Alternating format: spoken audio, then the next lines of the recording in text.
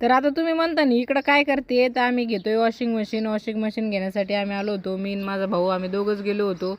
तर आता काय करू बाई, म्हणलं लय डोक्याला ताण झालाय नुसता. म्हणलं आता काहीतरी नवीन काय घ्यावा म्हणलं, म्हणून वॉशिंग मशीन घ्यायला आली. कपडे धुऊ धुऊ जसा कंटाळा आलाय मला, नुसता नाकेनळे आलंय माझं. म्हणलं चला बाई, म्हणलं आज नुसता निर्णय माझा पक्काच करून घेते. लय दिवसाचा विचार करीत होते मशीन घ्यायची, पण मी म्हणलं नाही नाही, आज मनावरच घेणार. आणि आता मम्मीकडे आलेली आहे, तर चला म्हणलं आता मशीन बघायलाच जायची. हा बघा होम थिएटर किती मोठा आहे बाया. आम्ही जर हा लावला ना तर आमचं सगळं वडगाव गुप्त गावाचा असा हादरून जाईन एवढा आवाज आहे त्याचा.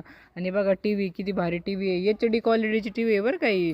सॅमसंग हायर सगळ्या कंपनीच्या टी व्ही येतात तिथं. आता मला घ्यायची आहे बरं का टी व्ही, पण मी आत्ताच नाही घेणार टी व्ही, नेक्स्ट टाइम लेंगे ये वाला. तो अभी तो हमको लेना था वॉशिंग मशीन. हे बघा कूलर घ्या बरं का, कूलर घ्या, उन्हाळा आलाय बाबा आता, अशी गार गार हवा घ्यायची. कूलर बघा फिरा गोल गोल बटन.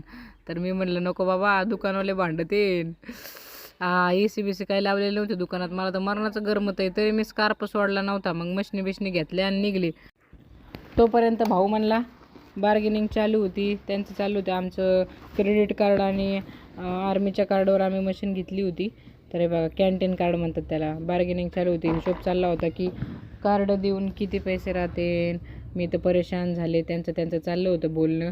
मी तर बसून बसून कंटाळे. हे बघा माझे ॲब्रो किती ॲब्रो वाढलेत बाई, मला टाईमसुद्धा नाही ॲब्रो करायला. हे बघा तोंडावरचे डाग बघा माझे किती डाग येतं.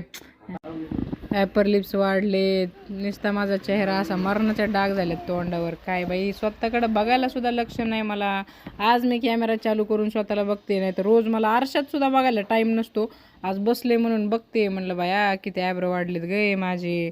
म्हणलं चला बाई, म्हणलं आता ॲब्रो बिब्रो बी करून घेईन याच्यानंतर जेव्हा टाईम भेटेन तेव्हा. आता म्हणलं चला, हे बघा किती सारे सामान आहे. असं वाटत होतं काय घ्यावं आणि काय नाही. तर मोबाईल बी होते किती भारी भारी. आजू बघा, आजू काय म्हणतोय, मला म्हणतोय गप ना बाबा, काय तू एक माझ्या मागं लागली. त्याला म्हणलं चल भाऊ, मला नाही माहिती, मला मशीनच घ्यायची, चल आज बघायला जायचं. आज सासूबाईला सरप्राईज द्यायचे. सासूबाईला सांगितलंच नव्हतं की मी मशीन घ्यायला गेलेली, म्हणून मी कोणालाच सांगितलं नव्हतं. बघा मशीन उघडून दाखवते तुम्हाला. बघा आतमध्ये कशी मशीन आहे. अरे बापरे किती मोठा ड्रम आहे रे भाऊ. या ड्रममध्ये जर मला घातली आणि बिंगवली गारा गारा गारा गारा गारा तर काय होईन. मी तर राहायचीच नाही. मी तर पहिला किती भारी मशीन आहे. मी तर म्हणते माझ्या सगळ्या नवरात्रीच्या गोधड्या त्याचं धुवून निघतं. हे बघा ह्या मावशी मला विचारत होतं का गं बाई व्हिडिओ काढी ती, कोणत्या गावाची, कुठून आली, सगळं विचारत होते मला. आता कसं बाया माणसांचं असतं, एकमेकीला बघून लगेच विचारत असतात. मी म्हणलं हा इथूनच आलेली वडगाव गुप्तामधून.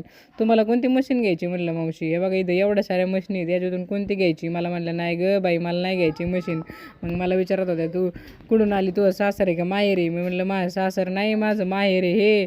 इथून मशीन पाठवायची मला माझ्या सासरी. तर मग आता मी निघले. माझी पिलू रडत होती. आता मी बसलेली गाडीवर, इतकी मजा येत होती ना गाडीवर. मला सगळ्या जुन्या आठवणी माझ्या जाग्या झाल्या. तर फायनली माझी मशीन घेऊन झालीच होती, त्यामुळं मी निघले होते. म्हणलं आता घरी. तर डुगीचा फोन आला होता घरनं की लवकर ये मम्मी मिळालं ते. लय मजा येत होती बाई गाडीवर. असं मी घरात कुंडून परेशान झाले होते. म्हटलं अशी मोकळी हवा घ्यायला लय मजा येत होती मला, नाही का. गार गार वारं आणि त्याच्यामध्ये गाडीवर वातावरण एवढं भारी झालेलं आहे ना. तर आले मी घरी. आजूबी आला माझ्या पाठीमागं. मशीन तर दिली मी पाठवून. बघा डुगीचे एक्सप्रेशन. अय्यो किती खुश झाली बरं मला बघून. म्हणते मम्मा तू कुठं गेली होती मला शोधून. हे बघा शेजारच्या ताई पण विचारायला कोणती मशीन घेतली, तिचं नाव काय, कोणती मॉडेल आहे. तर आता मी फुल खुश आहे. फायनली मी माझं स्वप्न पूर्ण केलं. मी जे विचार करते ना ते आपण करत असतो, आहे की नाही पिल्लू. आणि माझं पिल्लू माझ्याशिवाय असं कासाविसा झालं होतं. कधी माझी मम्मी अशी टाकाव रस्त्याला बघत होती.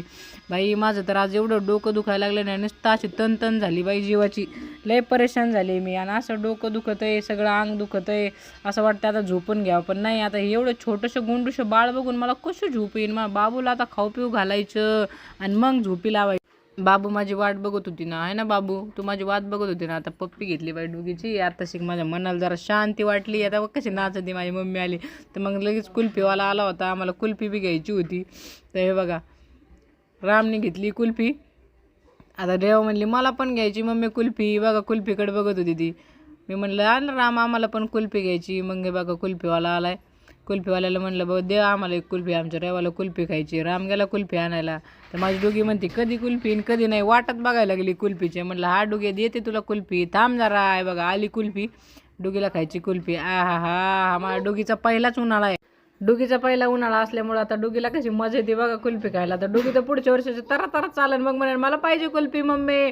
त्या कुल्फीच्या गाड्यावाला मागं पळण. आता बघा अशी कुल्फी खाऊन असं तिला तर वेगळं फील झालं नाही का की मी काहीतरी वेगळं खाल्लं. एक तर ॲक्च्युली तिचं दुखतं त्यामुळे ती काही खात नाही आहे.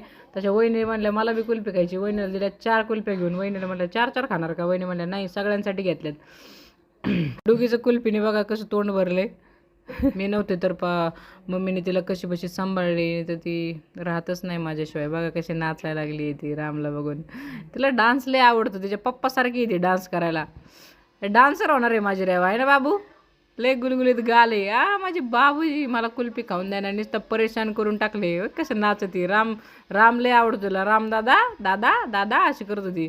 दादासोबत जायचं तिला खेळायला पण दादा ना कुल्फी खाण्यात बिझी होता आणि मी पण तसंच कुल्फीचा आनंद घेतला. तशाच शेजारच्या ताई आल्या आणि ताई म्हणल्या आता काय भाऊ पेढे बिडे दे ना मला. मी म्हणलं काय तुम्ही कुठं चालल्या मेहंदी काढून आणि पेढे कसे द्यायचे बाई तुमच्या हाताला तर मेहंदी लागली. मला म्हणल्या तुम्ही फक्त पेढे द्या माझं मी कशी बी खाईन. आता काय तुम्ही मशीन घेतली म्हणल्यावर काही विशेष नाही म्हणे आता तुमची मजा आहे बाई. तर आता घरी गेल्यावर दाखवते मशीन कुठे बसवायची. Bye bye. आता मशीन कुठे बसवायची घरी जाऊन दाखवते. भेटूया दुसऱ्या ब्लॉगमध्ये. बाय.